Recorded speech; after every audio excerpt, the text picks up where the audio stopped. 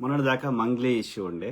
So ఇప్పుడు మంగ్లీ ఇష్యూని ఏమంటారు అదే మైక్రో ఫైనాన్స్ స్కామ్ని దాని అటెన్షన్ని డిస్ట్రాక్ట్ చేయడానికి ఏమంటారు ఇది ఒక కొత్త వివాదాన్ని తెరలేపినరా అండ్ అనేది బీఆర్ఎస్ సంకనాకే బ్యాచ్ అనేది మనం గమనించాలి. ఫస్ట్ థింగ్, ఇది ఒక ప్రజా సమస్యనా? బండి సంజయ్ అనే కొడుకు ఒకవేళ నిజంగా తప్పు చేసినా అది ప్రజా సమస్యనా? ప్రజా సమస్య అంటే ఇట్ షుడ్ ఇంపాక్ట్, అంటే ఎక్కువ మందికి దానివల్ల నష్టం జరగాలి.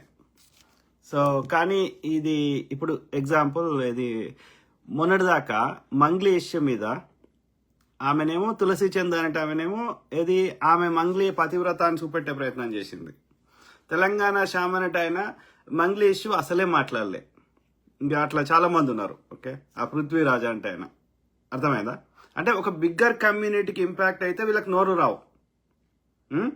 కానీ ఒక అమ్మాయి మీద చేసిండా చేయలేదా ఎలాంటి ఆధారం లేకుండా కంప్లైంట్ ఇస్తే పోలీసులు తీసుకుంటారు. దాని అర్థము వాళ్ళు తప్పు చేసిండ్రా లేదా అనేది ప్రాపర్ ఇన్వెస్టిగేషన్ జరగాలి. ఆ ఇన్వెస్టిగేషన్ రిపోర్ట్స్ న్యాయస్థానానికి పోవాలి.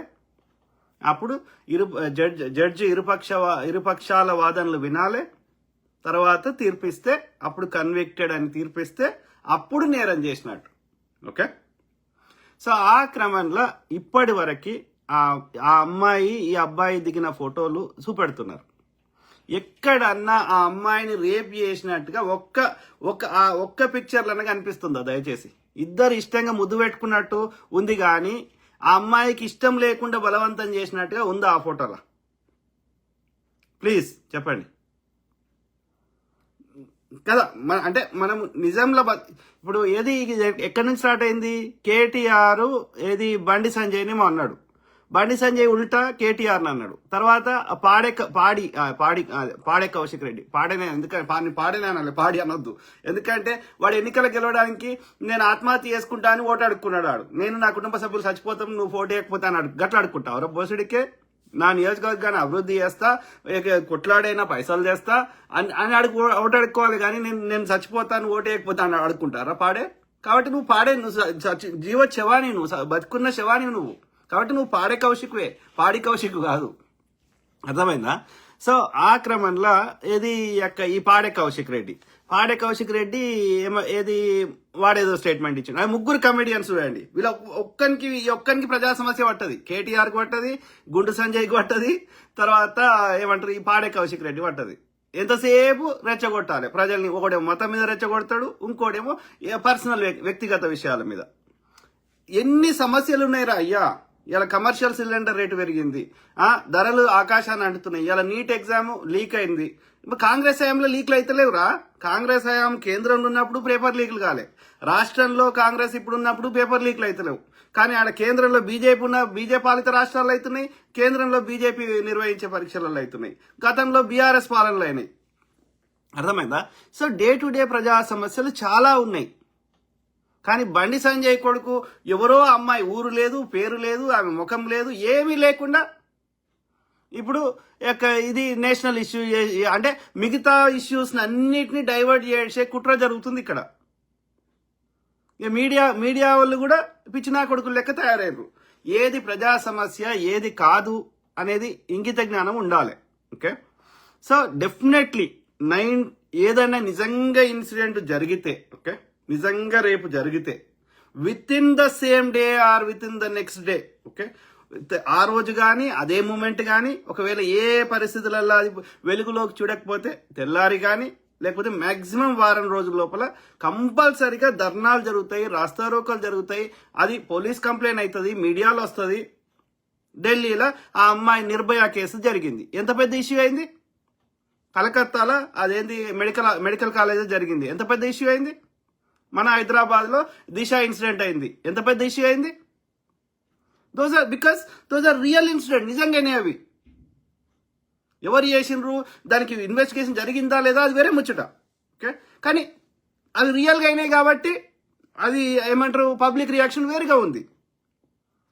నిజంగా జరిగితే, నిజంగా నాకు నొప్పి అయితే నేను కంప్లైంట్ చేస్తా.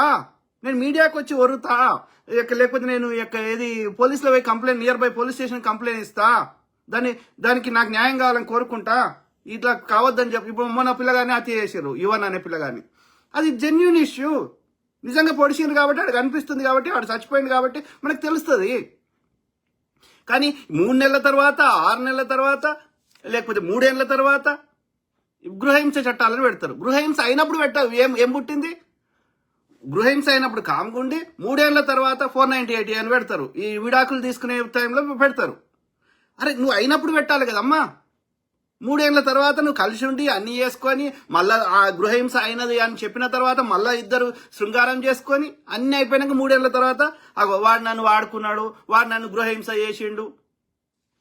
ఏమర్థం అది? అంటే ఆ చట్టాలని నీకు నచ్చినట్టుగా వాడుకుంటా దుర్వినియోగం చేస్తా. ఎస్సీ ఎస్టీ అట్రాల్ చట్టం సిమిలర్ కదా, కరెక్ట్ కాదు అది. చట్టాన్ని దుర్వినియోగం చేస్తే చట్టాలు మార్చాల్సి వస్తుంది అంతే. గతంలో ఎస్సీ ఎస్టీ అట్రాల్ చట్టాన్ని బాగా దుర్వినియోగం చేస్తారు.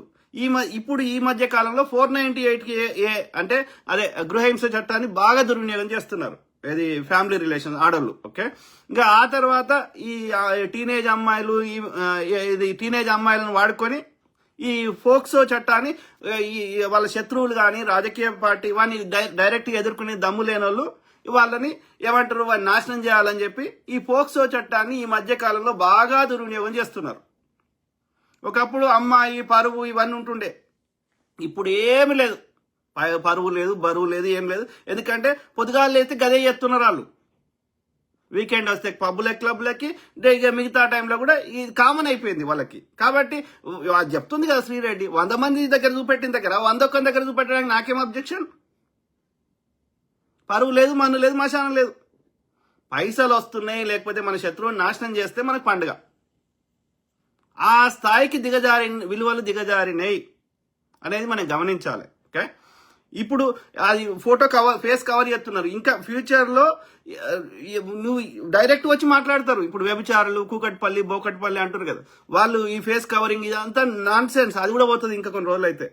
ఓకే, అవునరా నేను చేస్తారా బై, నీ పైసలు ఏం తీసుకుంటున్నా, బరాబర్ చేస్తా, నా వాళ్ళు నా ఇష్టం, నువ్వు ఓడరా చెప్పడానికి అనే రోజులు దూరం లేవు. ఓకే, అంత స్థాయికి దిగజారినాయి మనుషుల విలువలు అనేది మనం గమనించాలి. సో ఆ క్రమంలో